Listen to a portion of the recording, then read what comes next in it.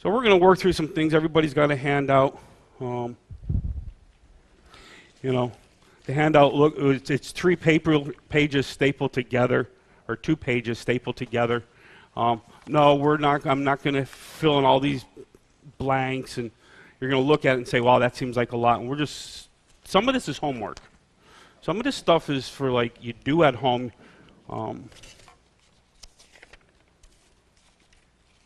And then you share with somebody what's going on. You know, and the first thing we're going to look at, the first piece of paper that you should have on top, and it should be the one that looks like a column bracket. Looks like this. Looks like a column bracket. This is called what we call an inventory sheet. A lot of people don't like inventories. A lot of people say, why do I need to do one? People say, I come to the Lord and I accepted Christ. Why do I need to do this? Why do I need to go to the shed? Why do I need to go to that closet? Why do I need to go to that garage? And like I posted on my Facebook this morning, you ever go out to the shed or out to the garage and things and you say, okay, this is a good day, we're going to work on some stuff, and you do this, and you open the door and you look inside and you go, ugh, and you close the door. You turn around and walk away. You know, that's how it is at my house. You go out to my shed, and it's somewhat organized. You go out to my other shed, and it's not. You go out to Sherry's shed. Once she gets her stuff organized, we are going to be good. You know, that's all I have. And I said to her this morning, hey, Sherry, you know what? I says, I got to apologize. She goes, for what? I said, you'll see. And I said, so I'm going to, I don't know if there's such thing as premeditated apologies or not. But, you know, I said that to her this morning, you know, but isn't that the truth? You know, how many of us, like, been coming here a while? We've all been coming here a while. There's some new people here. Is there any brand new people here just for today? All right, you guys are off the hook. No, Noah, you're off the hook. Allison's not. But that's good, because I was trying to apologize to Tom this week, too, if there's any new people. If I scare him away, I'm sorry. But let's take a look at some stuff, you know. In our first column, when we think of people and we start looking at inventories, is who was or is the object of my resentment or fear? And you put somebody in that column. Be names or institutions, could be workplaces, could be jobs, you know. And then you look at the next column, it's the cause. What specific action did that person take that hurt me?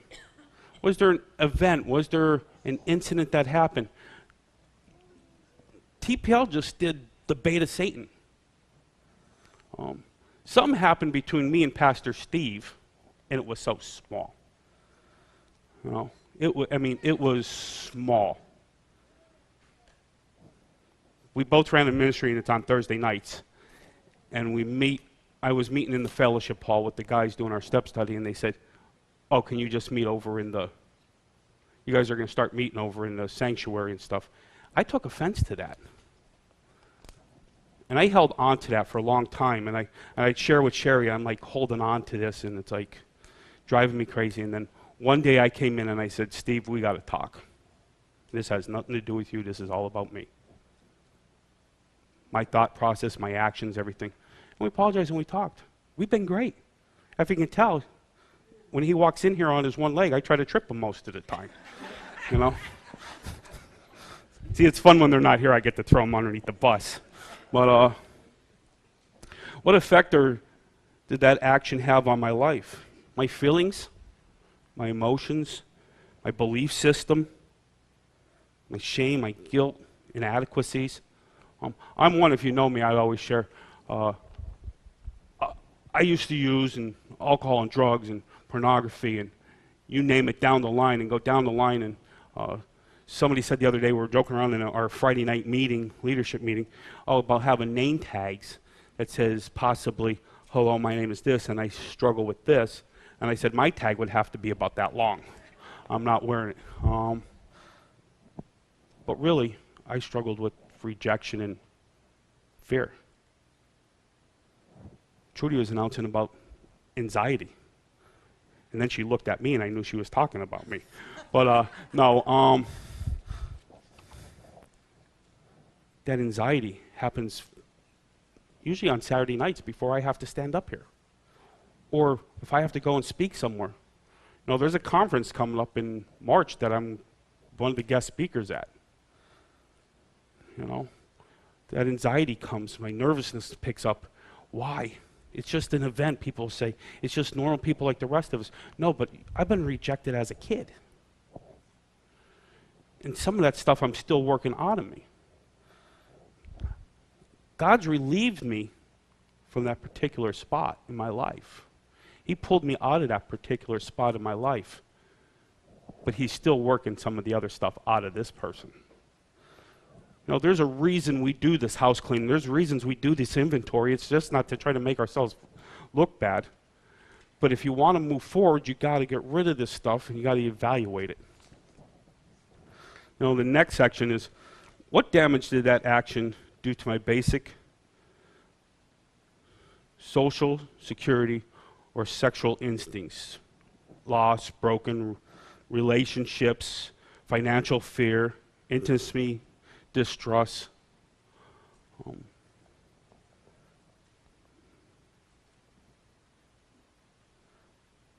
about the next section? What part of the resentment am I responsible for?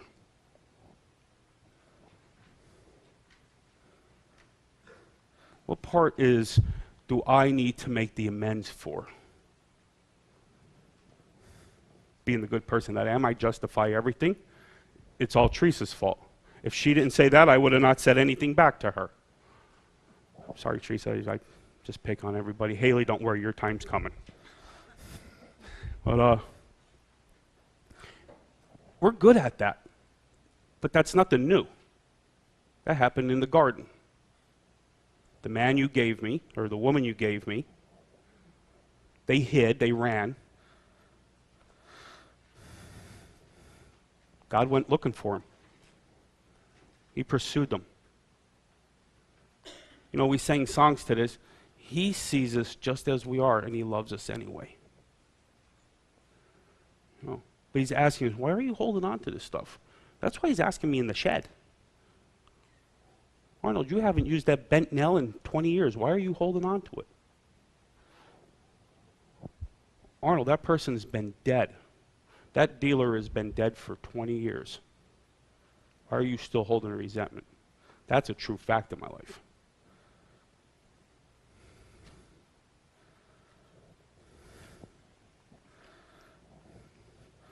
What are my character defects? What are my choices, my addictions, my behavior, my compulsions? If there's any child abuse in your life ever, in this section, you're not the guilty party. I'm not asking for a show of hands. I was one of those that was inappropriately touched when I was young inside of a church. I lived with that for the longest time. That contributed to me hating church and hating God. If that happened to you, put in that section right there, not guilty.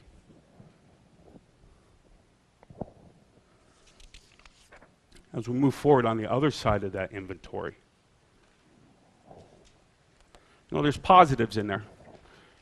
You know, person or event, what has brought me great joy? Who's brought me great joy?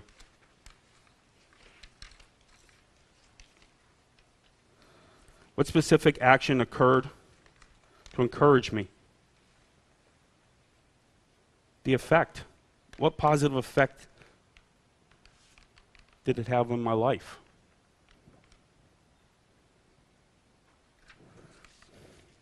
You know, I think of things, and I'm going to play a song later on. It brings tears to my eyes every time I think of this person.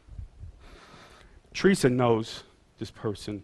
Larry knows this person. Haley knows this person. I was just coming off the streets. My hair was down to my butt.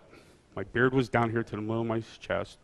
I was really rough. I had the pastor ask me, hey, you want to come back to church? No, I'm more worried about saving my butt than I am my soul. I told her at the time. And 3 weeks later, I showed up in church. That's because my family was praying for me. And I walked into the church and stuff, and there was a lady in there. Her name was Ramona. She'd say nothing to me. She'd come up and give me a hug. And she'd do that week after week after week. That made such an impact on my life that it kept me wanting to go back on Fridays. Not only was it fun for me, Teresa, and Bonnie to go out to Denny's afterwards and stuff, but in a way, I did not know it, it gave me something to look forward to. You see somebody coming into this church for the first time, or any timer, be friendly. Reach out to them.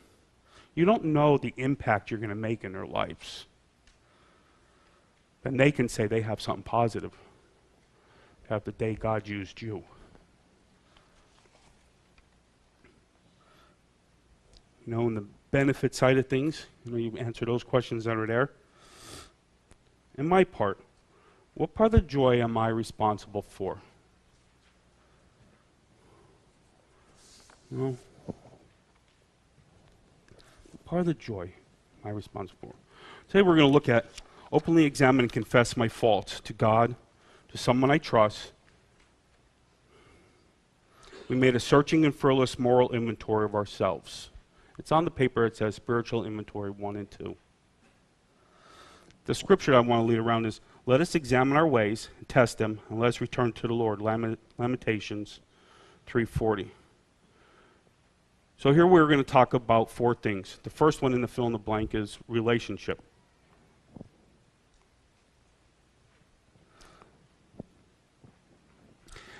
The next one is the priorities in my life.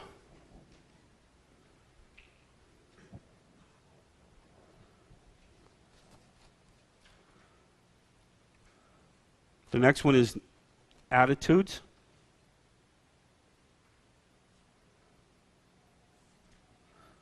And the next one after that is integrity.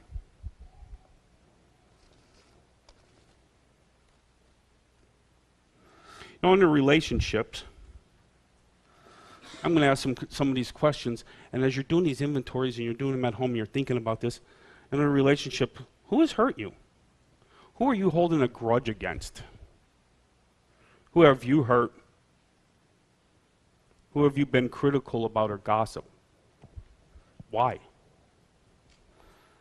You know, we might have left the bar, or we might have left the overeating sin. Well, not quite, but we might have left our main sin choice. But some of us still, from time to time, will fall back into that gossip. It's still about trying to feel better about ourselves through something false. Gossip is like so destructive, it's unbelievable. It's like breaking confidentiality. Somebody shares something with you. It's with you because they trust you. It's not because they say, go ahead and you got the green light to go tell everybody else.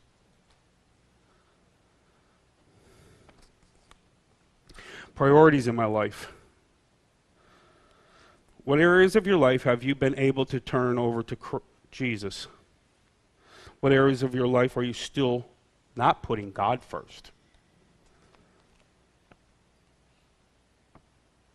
Number the following list in order of your priorities. Now, that's like 1, 2, 3, 4, 5, that type of list. You know, and people are going to look at that list and like say, I'm not going to number this the way I really feel. I'm going to put Christ down as the number one thing. I did this list a couple weeks ago in my small group, and Christ wasn't number 1 on my list. Yeah, I said it. Christ wasn't number 1 on my list. He was in second place, really close to number 1, but ministry was number 1. I dropped my eyes a little bit. Get involved with ministry sometime. It's easy to do. Nadine, it's not easy to do, am I right? Get involved with ministry sometimes and it's easy to go.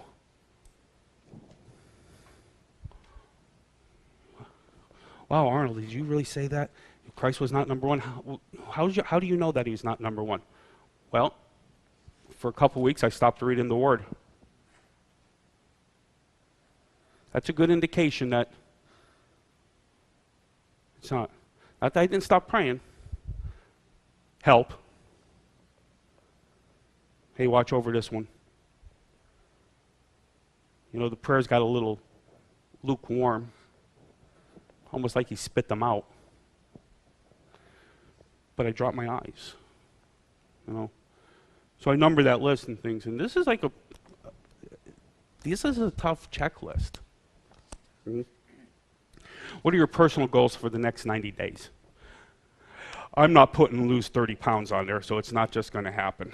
No, but what are your personal goals for your next 90 days? Maybe you're sitting here today, I just don't feel like I belong anywhere, or I want to belong somewhere, but I don't know where. Search out one of the ministries. If not here, search out volunteering somewhere. Go on to the next section of attitudes. What areas of life are you thankful for? What causes you to lose your temper? I don't even like going anywhere near that one. The other day I was strange. I'm going to run this quick story about it. The other day I was at work, and I got to work, and just these little needle things, I don't know what it was just bothering me. And I found myself, my grinder blew apart in my hand. When I say blew apart, the wheel came off and went flying all over the place. And I found myself, and I smashed it against the table. Then I had to fix the guard. And I was getting really frustrated. And I said, I got to go for a walk. So I go for a walk, and I go down to the bathroom stuff, and there's one of the new guys is running the one of the machine shop things. And he turns around, and he has a Christian shirt on. And it says, "We are dead in Christ." I look at that and I just smiled, and he said, "What?" And I told him the story about it and things, and he goes to Shiloh Church, and we laughed. And I said, "You wore the shirt, but that shirt was actually for me today." You know. Whom have you been sarcastic to? In my life, everybody. You know. But I'm not as sarcastic as I used to be. And I have to watch that because I'm moving forward. I'm still sarcastic, but it's not where I used to be. Am I moving forward? Sherry will tell you. I don't speak to her like I used to. I'm not as nearly as sarcastic. What in your past are you still worried about? Let's go on to the integrity spot. Does your walk match your talk? I usually say, does the hat match the shoes? Is what I'm saying what I'm living? Now, I know I'm going to trip probably sometime today because I'm trying out these new work boots. I'm trying to break them in little by little. So, does the hat match the shoes? Hey, I love you. Hey, call me anytime. And then the phone rings, and you watch it ring, and oh, I don't feel like picking it up. No. At meetings, do they match? At home, do they match? At church, do they match? At work? Work is my biggest struggle. It really is. Work is my biggest struggle for me and my mouth. But I've graduated. I've reached a goal of, and I'm not going to say of a certain word at work, and I've maintained it for years. And now I'm watching these new people come up and reach for that goal, and I get to sit back and just watch them. We all have that one person that just, I just said this week, if I was drinking, I would go to the bar and find him and beat him, but good. You know, just that one person or something like that. What is it about that person that just rubs you the wrong way? For me, the person thinks they know everything. They're a know-it-all. I used to be there. You know. Have you ever had past business dealings that's been dishonest? Have you ever stole anything? Hold up. Before you say, no, I've never stole anything in my life, don't forget we're coming into tax season. Pay Caesar's what is Caesar's. We're coming into tax season. You know, I used to raise foxes at one time, and I'll throw this out there. And this was years ago. I used to raise foxes, and I used to collect the urine. That's what the business was for and stuff. And I'd collect and sell over 500 gallons a year, but I'd only put down 200 gallons that I sold. You know, am I being dishonest in anything? I just had one of the guys that I was in business. He was selling out. I said, let me take everything on commission. I'll sell it to you and send you the money. I took everything of his business. I sold some stuff, and this is years ago. Now, and I sold the stuff, and I sent him some checks, but I never paid him the rest of the money. And then through our small step study group and stuff, through the encouragement of my guys that are in that group, I made that phone call to that guy. And I apologized to him. And then we talked for a long period of time with us. We were friends. And I says, so the main part of this call is for me to say, how can I pay you back? And he said, don't worry about it. He says, we'll work through something eventually. He says, just don't lose touch with me.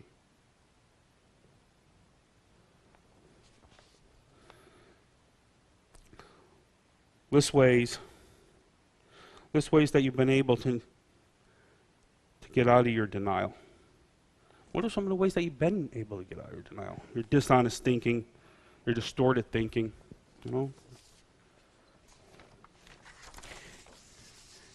Spiritual inventory part 2, that's what I have it labeled on my sheet. I don't know what it is on yours. I know how I am. Is that what it is? No, we're going to talk about your mind. Since accepting Christ as your Savior, how has God transformed your mind? What worldly standards have you given up? What worldly standards have you given up? I used to live by this, and this is a big hot topic. Women should choose whatever they want. I was pro-choice.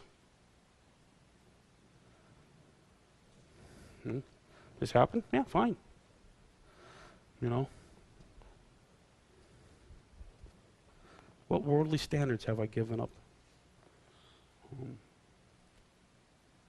Have you filled your mind with hurtful and unhealthy movies, TV, programs, internet sites, magazines, and books? You know, not all of everything that we see is healthy. You know.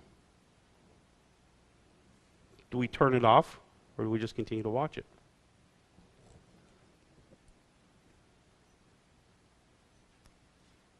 How have you failed to concentrate on the positive truths of the Bible? We all negative think. Do we not from time to time? We all suck in that negative thinking. We all get in there and like, I'm not worthy. And we fall into that rejection. We fall into that. Words have power on what we speak into our lives, you know.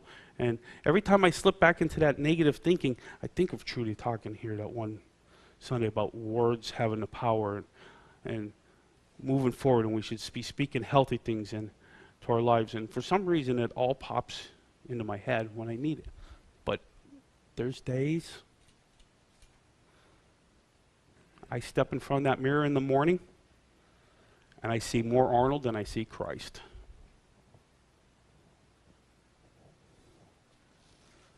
I think we've all been there. These are the things we need to be sharing. These are the things we need to be writing down. The next section is your body. What past activities or habits have caused harm to your physical health? Well, my list goes on for a long time. In what ways have you mistreated your body? How have you abused alcohol, drugs, food, sex? And do they have negatively affect on your body? What have you done to restore God's temple?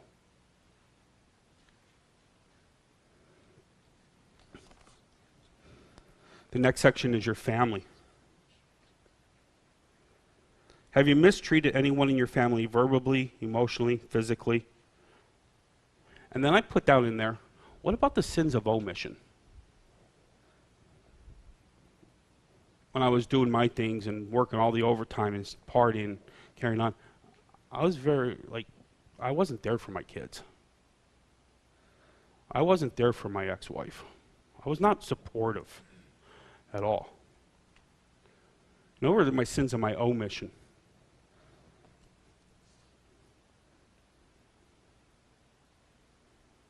Verbally abusive, emotionally abusive, that was just a way of life for me.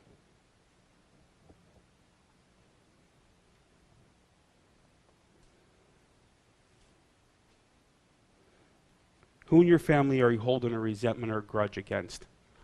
Oh, I seen that and I went like, how can you ask somebody in your family you hold a resentment against?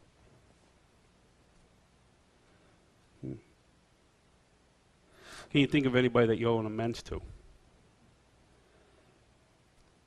Or how have relationships improved? The last section is your church. How do you rate your participation in church? Seldom, very improved, participate every once in a while. One of the bunny Christians that hop in right before Easter and hop out right after Easter. Have you ever tried to discourage anyone in your family from involvement? I did. I told my kids all the time. I told my daughter, I don't know why you need to go to church. You could talk to God right out here in the backyard. All they're going to want is your money. And all they're going to do is just talk badly about you. They're a bunch of hypocrites. Then I came and I realized I was the one. How has your commitment to the church increased? You know, you don't get to points in life and joking with people and laughing with people. I'm going to have 2 jokes. I'm going to show that video, and then we're going to go to only the 1 video, but give me a second, guys. All right?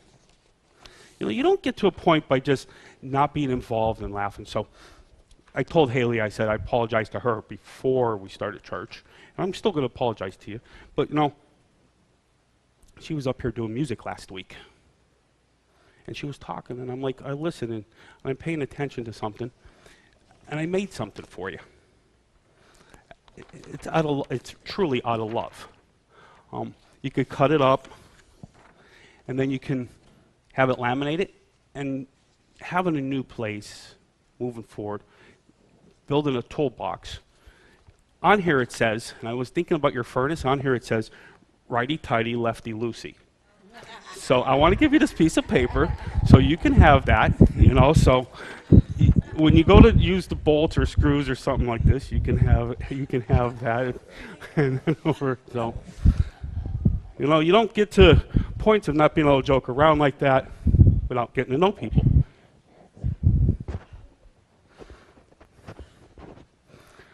The other one is, how do we harm our bodies? I'm one of those that'll stay up real late and try to get up real early. Stay up to midnight, try to get up at 5:30. I do got a story to tell. It's us guys going to the cabin. We know that Myron snores quite a bit.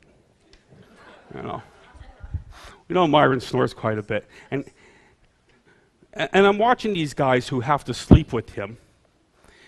And the one guy sleeps with him on the Friday night, and they come out and he's snoring, and you know, their hair is a mess, their eyes are bloodshot. And they said they stayed up all night and watched him sleep, while they didn't.